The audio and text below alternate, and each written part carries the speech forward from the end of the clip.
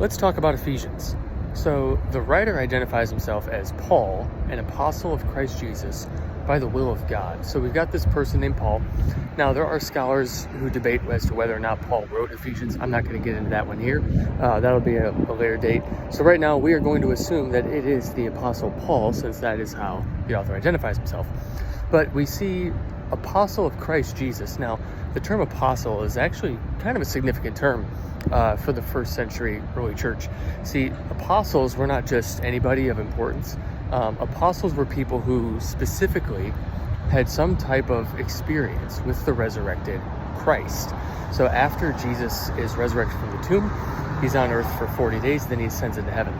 So the 11 of the 12 disciples who we see in the book of Acts, they saw Jesus in this 40-day window. The apostle Paul did not see Jesus in that 40-day window. Instead, his experience with the resurrected Christ comes in Acts chapter 9 on the Damascus Road experience.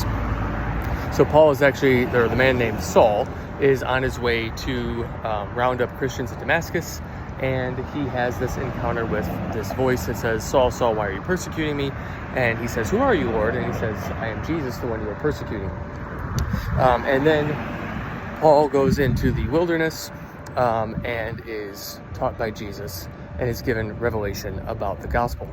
So it's really important that we have this idea, because that gives him a role. There's an authoritative role that he has in the early church.